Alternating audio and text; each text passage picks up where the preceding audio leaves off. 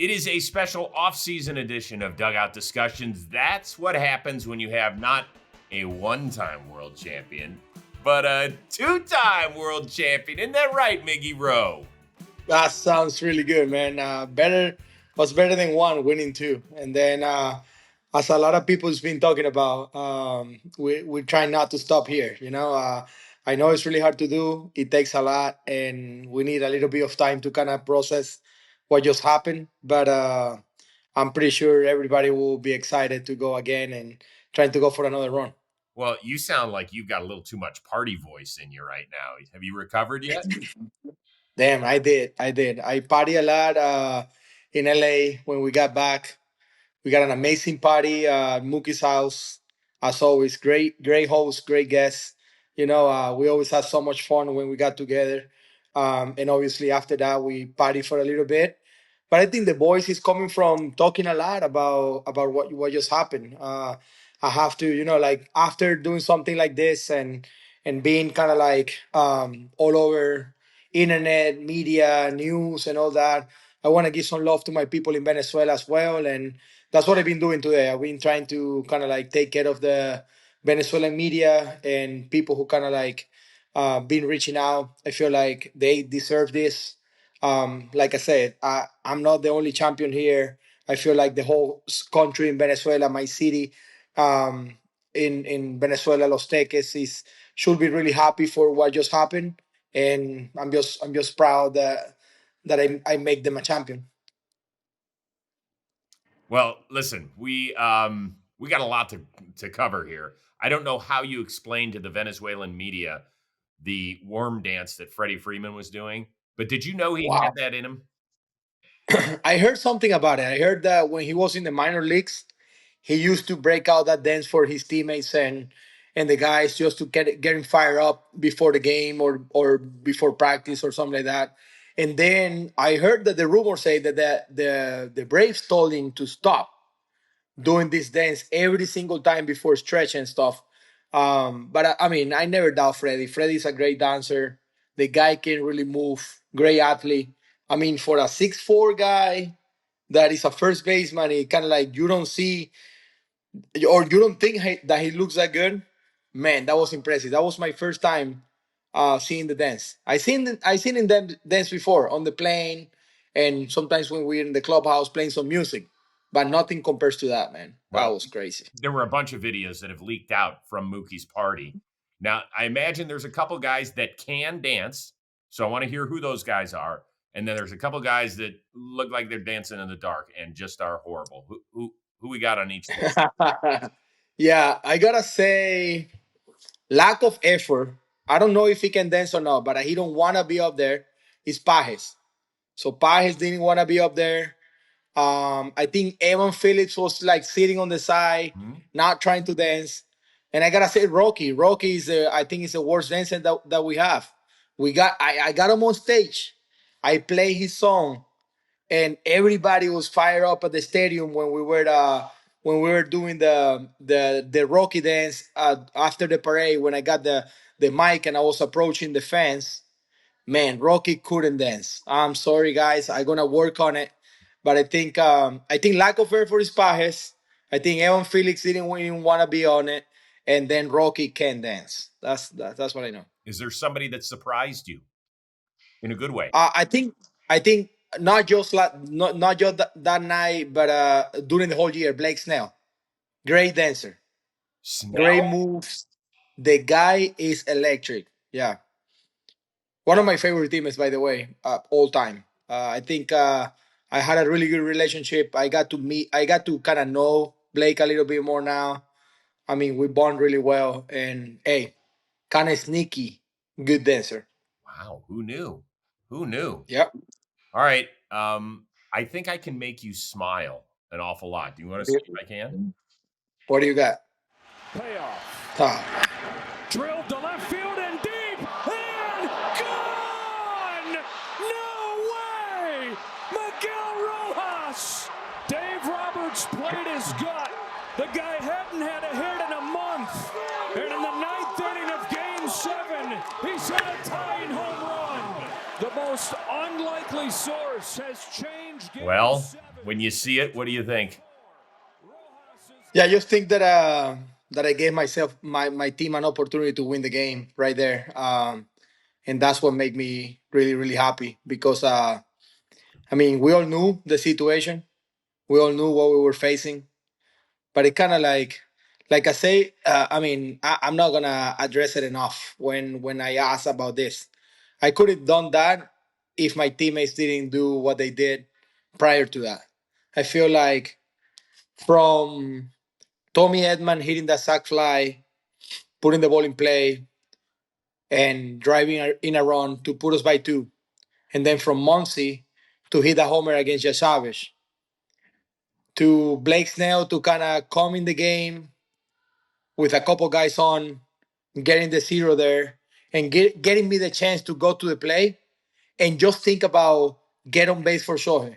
That's what kind of like when you ask me about reflecting about that moment, I feel like the homer was like obviously the best result possible. But at the end of the day, I was just trying to do something to help the team, and obviously a homer helped him even more than what I was expecting.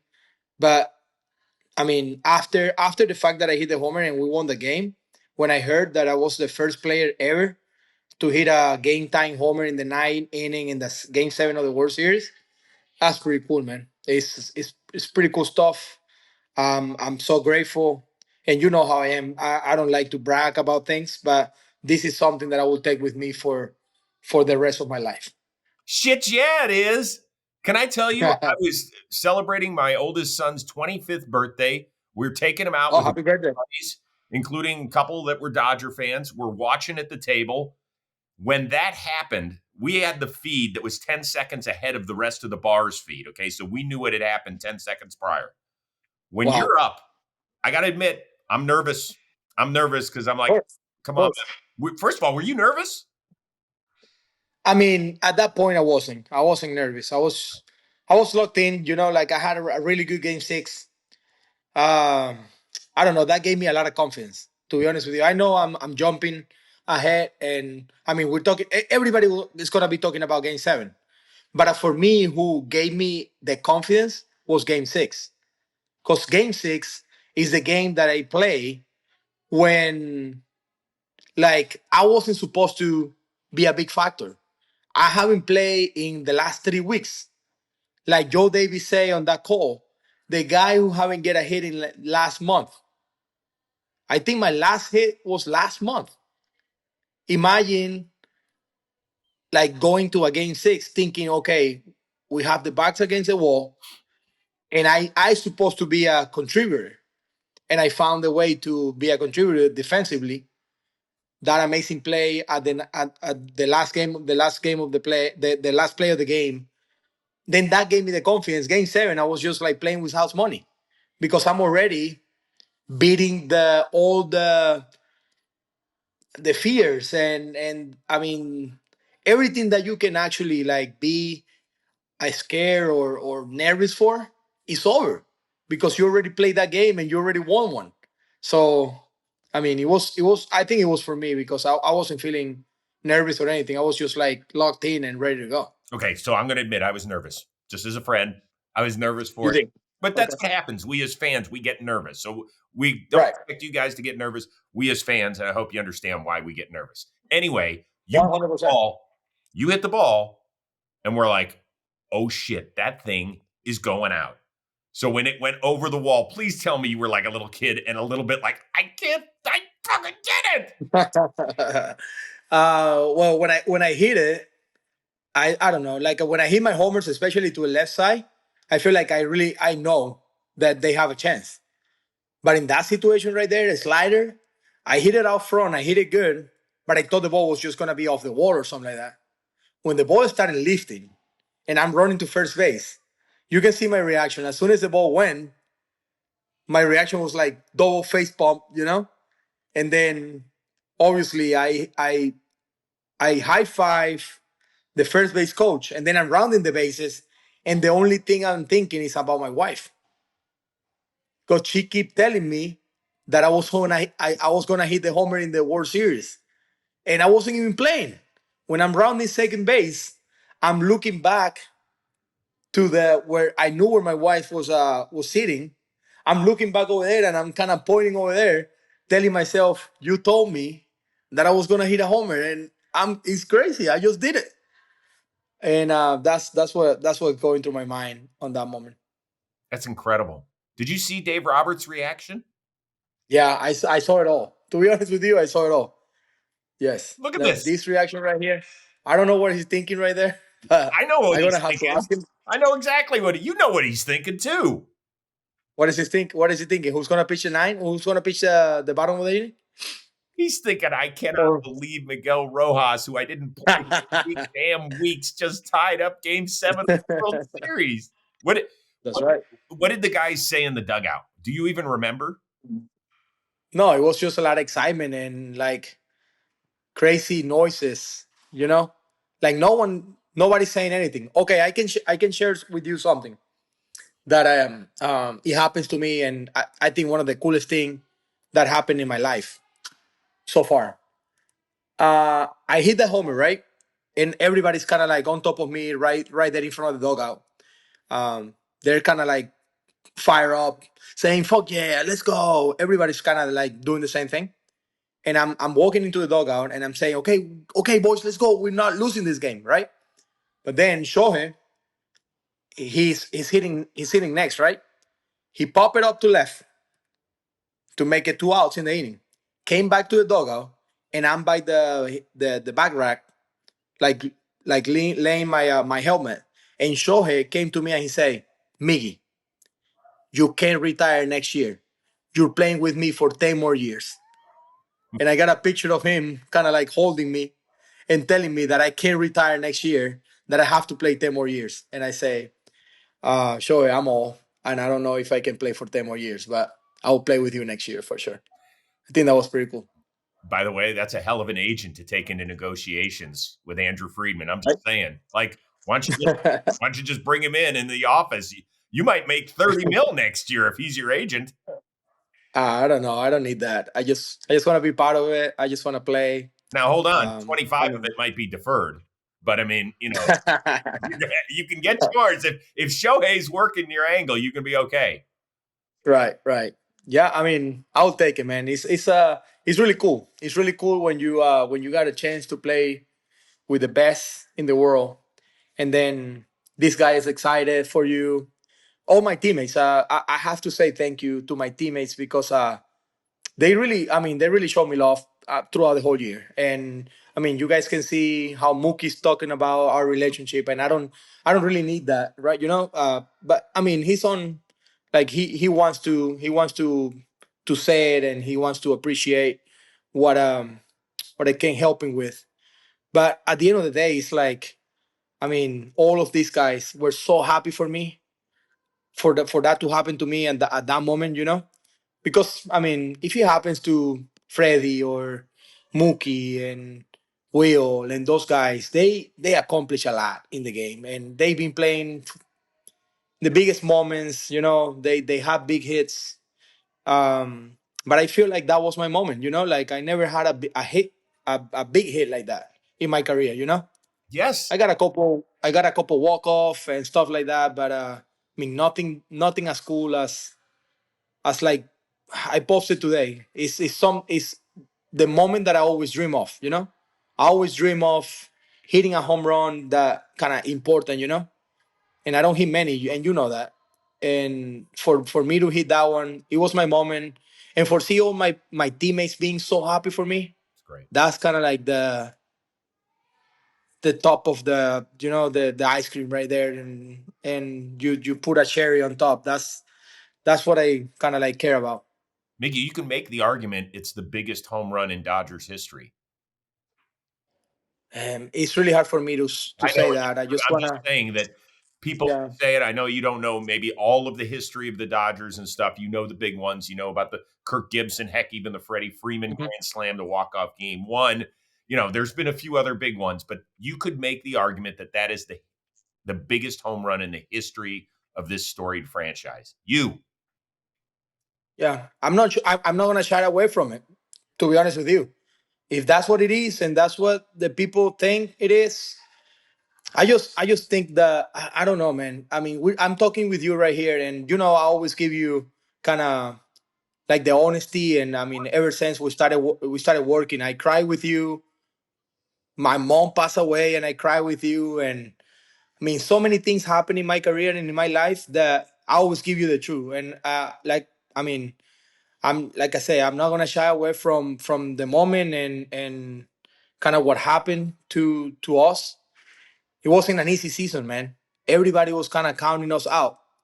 In the middle of the year, we have to face a lot of criticism about like this team not winning in the regular basis on the regular season. And a lot of people kind of like doubt me. And I read a lot of the rumors on internet. They didn't want me on the team. They want me out. They were kind of like questioning what am I doing for this team. And we all see that. And actually I was kind of like in a really dark place in mid-June when I wasn't producing the way that I'm supposed to, and I wasn't playing that much, and all I'm seeing is this kind of, I don't know, podcaster or people who talks about the Dodgers saying that after they let go of like guys that were really important for this organization, like Austin Barnes and Chris Taylor, that I was gonna be next because I wasn't bringing anything to the table, and that kind of like make me feel really bad at the moment. And it haven't been easy, like now we're talking about these moments and we were in this hard, and we kind of like going through this special moment that we would just won back to back, but it wasn't easy, and that's why this is even better than what people think it is. It's really cool because I kind of like show myself and kind of prove myself once again. And I mean, that's what kind of like really motivate me, and that's why if they say the biggest homer that a Dodger ever hits in the postseason, I mean, it will be. Miggy, when you were going through that stuff in June, and I was reading it too, and I felt terribly for you. I didn't know how much of it you were seeing, but obviously you were. Were there Yeah, times I where you was. would sit there as a man and father of two and a husband and in your 30s where were you crying about this stuff? Was it breaking you up that much? No, I wasn't crying. I was a little bit more concerned about my future because I think I got to a point in my career where I deserve to end it whenever I want to end it. And I was kind of, I'm not gonna say afraid. I gotta say worried about my future with the team. So you thought you were And I going to didn't. maybe get DFA'd? Yeah. And I text my agent. And he can tell you. You can talk to him. You can talk to Kike Hernandez. I got a conversation with Kike in San Luis. He came to my room because he felt it. He felt that I was different. I was being different. I changed the way that I came to the ballpark and the way my energy was. He felt it, and he came to my room, and we had a one-on-one conversation right there, having a drink in the balcony of my room in San Luis in June. And he told me that, I mean, regardless of what's happening right now in my situation, I mean more for the team than what I was thinking. And my energy wasn't matching what Miguel Rojas always was. And I feel like my teammates felt it. Obviously, I told my agent that I was worried. And I felt like my job was in jeopardy at the time. And I actually was telling my agent to see if he can reach out to the organization and see what the plan was. That I didn't want to really go through that moment without like knowing. Kind of was a really shitty position, to be honest with you. I don't like. I mean, make I think about that, and kind of like I think about all the guys that helped me, and kind of like the having a guy like Kike on my side, having my family, having my wife, having my agent, kind of telling me that, I mean, I shouldn't be thinking about that way. But I mean, reading a lot of things like you did, you read it and you know what people were saying. Um, and it got to me. It got to me to a point where, and I didn't know if I was going to be part of this coming October. But then the season turned around. I started kind of playing more, and I started hitting really good against lefties. I think I got better against righties as the season went on. Day Rovers gave me an opportunity to play a lot of games in a row, and I found my groove. And that's why I will always say, man, don't don't be too high, don't be too low. Just keep working and be prepared for your opportunity. Because my opportunity came, and I was ready. And I'm happy that we're talking right now about something really positive. It's amazing how the world works, doesn't it? It really is Right. incredible. And by the way, for people that don't know, you and Kike were traded for one another. So Yeah. that's pretty damn cool that it worked out that way and that he came to your aid and helped you get through a tough time. That's really awesome. That's a great team. He did, man. He did. Um, Pretty good team, man. So let me go back to this. So Shohei says, play with me another 10 years. It probably won't be that. You are going to keep playing, right? Yeah. Will you only play for the Dodgers? I think at this point you gotta say yes, man. I mean, it's really hard after what happened this year. After what just happened, it's really hard to see myself playing in another team next year, and I would just want to play one more year. So you can come to your own conclusions, and you can actually do the math there. But I'm just playing one more year, Chris. I just feel like I want to pursue what's next after my playing career. I'll be 37, and I don't think it's anything about my abilities to play baseball. I still feel like I can play shortstop. I still feel like I can help a team win a championship. I got a lot to bring to the table, but it feels like it's my time to kind of like have something that I can have a little bit more flexibility to be with my family. I've been away from them for the last 3 years for a lot of time because my kids are going to school, and we don't do school at home or anything like that. There, I want my son to have like his stability as well, and it's really hard. It's becoming harder and harder to see them during the year. He's starting to play baseball. He likes it too. I want to be a dad. I want to be there for him, and yeah, I want to play. I want to play one more year, and then after that, I want to have a place in baseball where I can be a little bit flexible with my time, but still be there for my boys. To be honest with you, I want to be there for Mookie if he needs me. I know he's going to be great at short. If he wants to still still playing short 2 years from now, I want to be there for him. And I want to be there for Kim. I want to be there for whoever's in the infield. That's great. So that's my mentality right now, to be honest with you. Have you talked to Andrew Friedman and let him know all that? I mean, this just happened. I gotta give him time to kind of like go ahead and kind of like plan. I don't know if what they're thinking.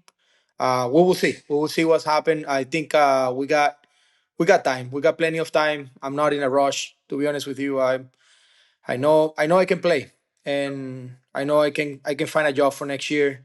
But definitely wanna give the Dodgers the opportunity to kind of like put everything together and see what their plans are gonna be. I'm pretty sure there's a lot going on right now for them, especially after winning and kind of like building a roster again. And I don't take that lightly because I know how hard they work. They're not just gonna like roll around and say, oh, let's bring the same guys back and hope for the best. No, they're gonna be working on getting the talent that we need to be in a great place. And I trust them the same way that they trust me to put me in the game 6 after not playing for so long. I trust the organization. I trust Doc and Andrew and Gomsey and Slates. Those guys have been great, man. Okay, but last thing, and then we'll move on. If for whatever reason they decide to go a different direction, is it possible that you're done, or you will go seek employment elsewhere? No, I will go somewhere else. I think I would say I got my other options. Okay. If they want to move on, and I got a couple other options that I will go. Okay. And I think I got a couple places that I can go play. Yeah, I think that. But I'm playing. I'm playing next year. Got it. Thank you. Let's talk about your defense because I know you love it. So let's go back to Game 7. You've hit this amazing home run. The adrenaline's pumping through your body. but you guys are still just tied. So you have to get out of the bottom of the ninth. Bases are loaded. There's one out, and a ball gets hit to you. And all right, Can you please stop? I don't wanna watch this play. why? This gave me a lot of anxiety. Anxiety? Yes. Why? That's something that yeah, I mean, I have to be honest. This get me nervous right here. I can't watch a play.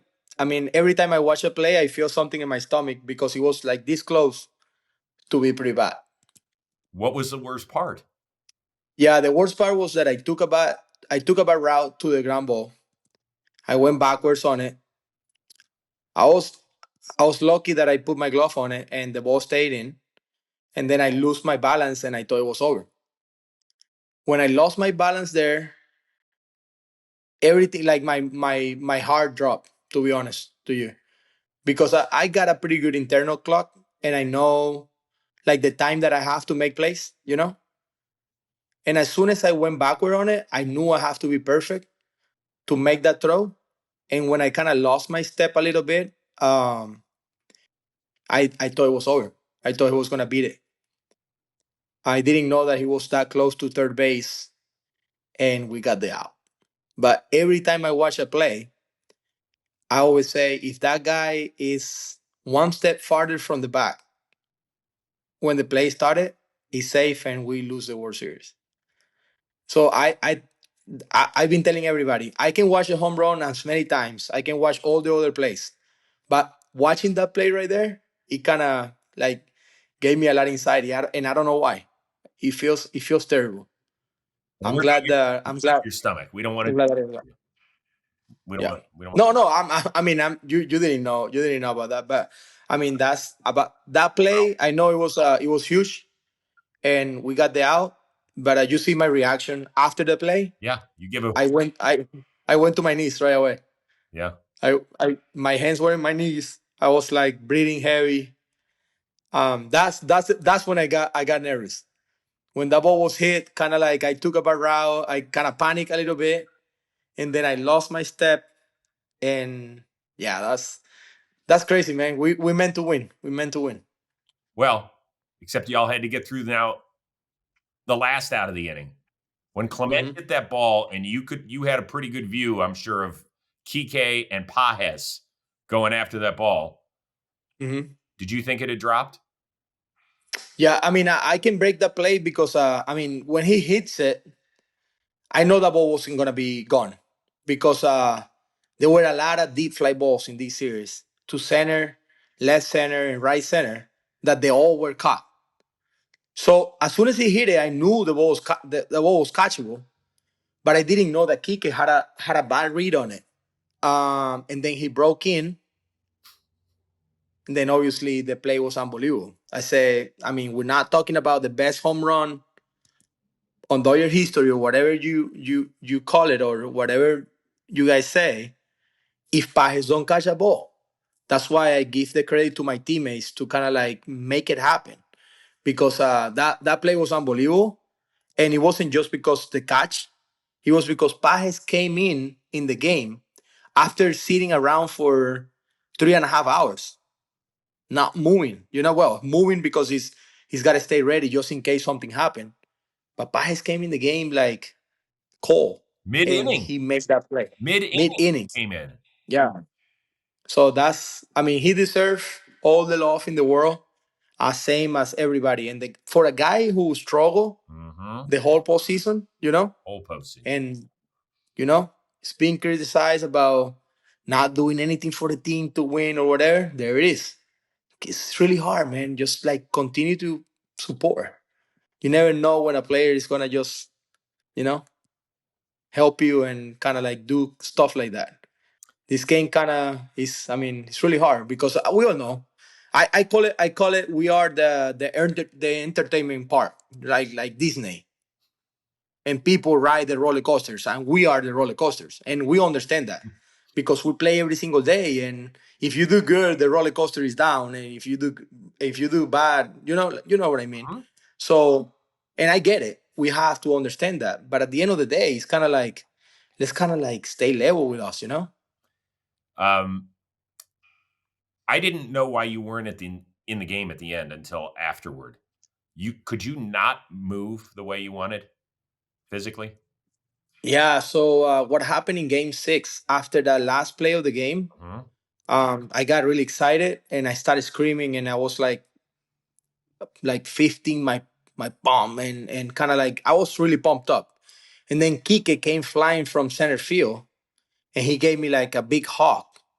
And after Kike gave me that hug, I felt like something went like I don't know, my arm went numb and I didn't know where it was coming from. And I was walking back to the dugout and I was kind of like really uncomfortable on my side. And I think one of my ribs got out of place. And so they worked on me that night. It didn't feel great for the rest of the night. I got a couple pills to take before I went to bed. I was sleeping like all wrapped up right here, trying to keep that area kind of stable. And then I didn't know if I was gonna be able to play game seven because it was it was up to me to kind of like go to the cage and swing and see how it feels. And in the morning, it didn't feel great. And I was good enough to swing in the cage. And I said, you know what? If I can swing, I can play. So I told Doc, I'm gonna take some more medicines. I'm gonna get a shot and something to like kind of like uh take the pain away from a couple hours. And I did it, and I mean it worked out. Well, Adrenaline did his part, and I mean I made it. for those people that don't know about them shots, those have a lifespan on them. So you can take them and the clock starts ticking until you start feeling that pain again, is what guys have told me. So you're probably looking at like, oh my God, we're in extra innings. That stuff's about to wear off real soon. Yeah, actually, the doctor offered me another one in the bottom of the 10. When I got one at bat, no, in the top of the 10, I got one at bat, and I ground out against Shane Bieber before the Will Smith homer. I went right into the training room after that at bat because it felt terrible. I felt like a shot underneath my armpit Oh. right here, and I was trying to get work done while Shohei was hitting because that was the first out of the inning. And the doc told me, "Hey, should I charge you again?" And I said, "Nah, I don't want to do it again. I feel like, I mean, I don't know. You don't want to put that much on your body, man. Especially, like we talk about it. I'm a father of two, man, and Yeah. my family are in front of everything. And I think we put ourselves in a really good position at that point when Will they hit the homer. I told Doc, hey Doc, I think we're better off like putting someone that is like fresh and is good to play defense. We already have the lead, like we gotta count on Yoshi getting these 3 outs. You know what? You're getting old when you're getting hurt, getting hugged. I'm just letting you know, it doesn't get any better, man. You start waking up and you're like, oh my God, what did I do yesterday? And you're like, I shook hands with somebody. And you're like, oh my God, that hurt my wrist. It's just going to happen. Right It's going to happen. now you get it. You get it why I'm not playing after next year, right? I do. I do understand. Um, Yeah. there was a really interesting video of you after game 5. You guys win the 18 inning marathon in game 3. You lose at home in games 4 and 5. And here you are, the last player in the dugout. Do you remember what was going through your mind? Yeah, I mean, I was reflecting on this might be my last game at Dodger Stadium wearing the Dodgers uniform, So I mean, I wasn't thinking about doing that. I was just like, let me take a minute right here because we just lost that game. We wasn't gonna play in at Dodger Stadium anymore, and we didn't know what was gonna happen in Toronto. So for me, it was like a little bit of a kind of want to say thank you to kind of like I mean the universe and kind of like God for giving me the opportunity to play there. I was looking for my family on the stands to see if I can find them. But yeah, I mean that's what it was all about. I didn't know that I was getting recorded, but yeah, I was just there like reflecting a little bit on my years there, and knowing that it could be my last game at Dodger Stadium. I didn't know, and so I just wanted to spend a little bit more of time there and take my time before I went home. All right, I got two other things, and then we're going to let you go because we really appreciate the time. It's been awesome.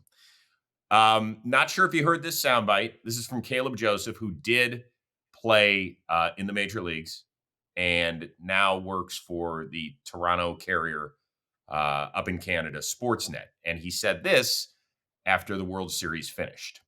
And it's going to sound like sour grapes, and I don't really give a shit, but I think the better team did not win this series. I think the Blue Jays are the better team, and I feel like they played baseball a certain way that was infectious, that grabbed the attention of the fans, and it's disheartening to see that the better team did not win. And that's not to take anything away from the Dodgers, but the Blue Jays, they did so many things correct. They did so many things right. Yeah, they did. Yeah, they did. They played really well, but they didn't win. It's all about who win the game, you know, who win the series. And yeah, he said it. He didn't give a fuck about like talking about and expressing his opinion. And I would say that's his opinion. And I don't think it's that way. I think we're a really good team that we showed that we were better. And as as good as it sounds that you can actually that you're trying to find a way to kind of like protect your team and tell everybody that the team deserve it and all that. Yeah, they did do a really good things during that series, and they played really good, great baseball, and they gave us a really hard fought World Series, and I think it was great for baseball. You know, for both teams to kind of like go out there and perform and play the way that we did. At the end of the day, the better team is the team that wins. You know, I don't know. I mean, everybody have their opinions and they can say whatever they want, but I just feel like we have a pretty good team. Yes, you do. In fact, the best this year, according to how we do the World Series. Last thing, and it's really probably the most important thing that we will ask during this interview. Who is Kike sitting next to at the party when it comes to this picture? Oh man. You just open a different box right here. Because I gotta say, I'm not that guy. Mm-hmm. And we all already know who he is. But I had a ass tattoo as well during that party. What? Before Kirby Yates was there, laying down with his Kirby and his trophy on one of his chicks, I was first, and I got a butt tattoo as well. I'm not gonna show you, and I'm not gonna show the world like he did, but I got one as well, just so you know. This is breaking But yeah, news. going back to your question, Kike is laying next to Kirby Yates, and that's something that we talk in the clubhouse, and we said it. We're gonna get a butt tattoo if we win the World Series, and he obviously did a Kirby because his name, and he wants to get that with the trophy, and I wanted to get something else, and I got it, and it's here hiding. Well, what is it? Okay, I can tell you what is it. So, so this is a kind of like inside joke, right? In our team, everybody knows that when we get on the bus, I get the mic and I hype the boys up or whatever. And Sapporo is my favorite drink, my favorite beer. When I'm on the bus and when I'm after my games, I like to have Sapporo on the clubhouse. You know, like I mean, we're baseball players. We always have one beer or two after like a day game or something like that. I like to have my Sapporos. Not everybody have Sapporos on their clubhouse, but I like the Sapporos and I make the rookies on our team to get me Sapporo. So Justin Robleski is one of them that I kind of like I got on every single time, and it's all love. It's all to get the guys laughing and stuff. So when I'm on the bus, I'm always like really asking the boys to get me a support so I can get going. So support is my favorite beer, and I always wanted to. I always told the guys, if we win the World Series, I'm gonna get a Sapporo can on my butt cheek. So I got a phrase that goes WS champs in Japanese, but the W and S are a WS because there's no translation in Japanese, and I got the word champs in Japanese, and then underneath is a bottle of Sapporo can. That's on your ass? It's on my ass, yes. What the hell does your wife think of it? She wasn't really happy about, but she said, okay, now you're gonna have to keep that hiding, and you're gonna have to be with me for the rest of your life. So wait a second. Did a bunch of you guys get butt tattoos?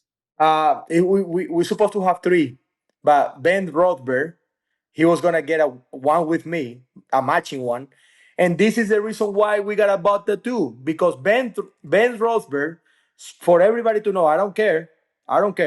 Ben Rothberg have a butt tattoo when he got to the team.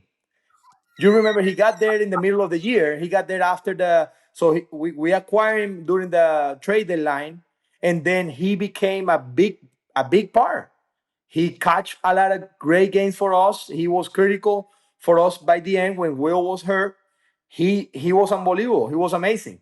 But he got a bad tattoo that kind of like get everybody kind of like wondering what happened. Why you have that bad tattoo? And I think Ben Rothberg is the reason why 3 other guys on our team had bad tattoos.